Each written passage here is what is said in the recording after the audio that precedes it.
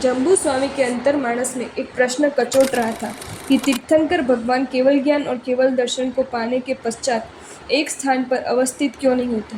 वे एक स्थान से दूसरे स्थान पर परिभ्रमण कर उपदेश क्यों देते हैं, इसका क्या रहस्य है। जम्बू स्वामी ने गणधर सुधर्मा स्वामी के सामने ये जिज्ञासा प्रस्तुत की। गणधर सुधर्मा स्वामी ने जिज्ञासा का समाधान करते हुए कहा, वत्स, तीर्थंकर सभी जीवों की रक्षा के लिए, जन जन के कल्याण के लिए ये पावन उपदेश प्रदान करते हैं। सव्व जगत जीव रक्षण दयठाणाय भगवया पावैणम सुखमीयम। भगवान महावीर स्वामी ही नहीं, सभी तीर्थंकरों की वाणी का प्रवाह उनके करुणा द्रवित अंतकरण से समस्त जगत के जीवों की रक्षा के लिए ही प्रवाहित होता है। रक्षा का अर्थ है प्रेम, दया, सहयोग और सहानुभूति। रक्षा जीवन में मधुरता का संचार करती है, भाईचारे की भव्य भावना का उजागर करती है।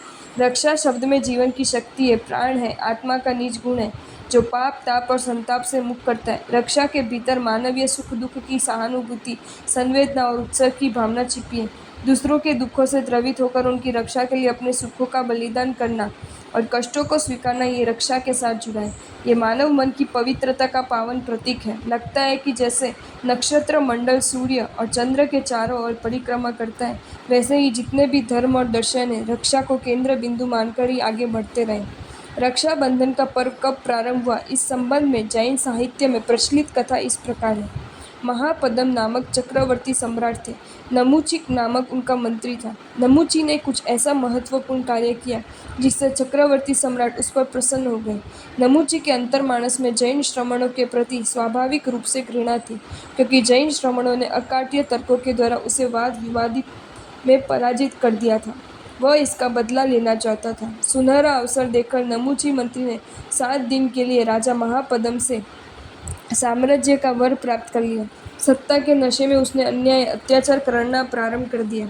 उसने जैन साधुओं से कहा कि हमारे राज्य में रहने का कर दो और कर न देने पर प्राण दंड की घोषणा की, और 7वें दिन तक 6 खंड का विराट राज्य छोड़कर अन्यत्र जाने के लिए भी उसने कहा।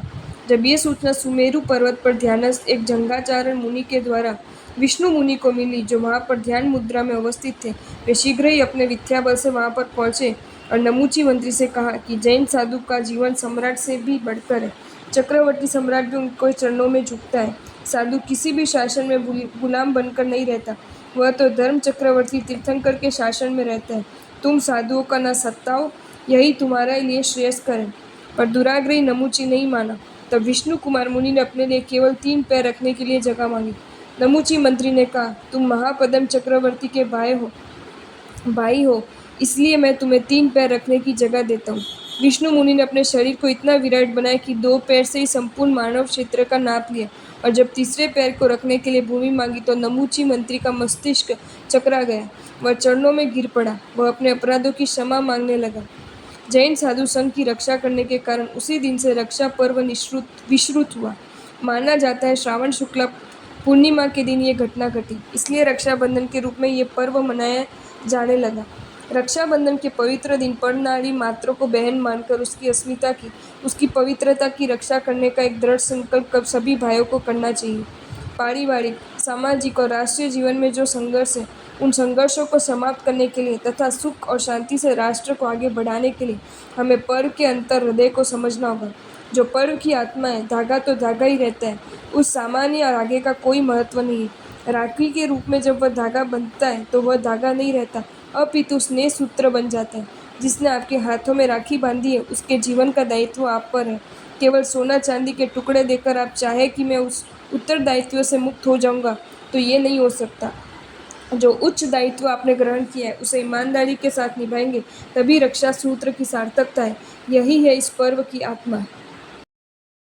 आपको ये वीडियो अच्छा लगा हो तो इसे लाइक करें और शेयर करें, और ऐसे ही नए नए वीडियोज़ देखने के लिए सब्सक्राइब करें हमारी channel Jain facts and stories को।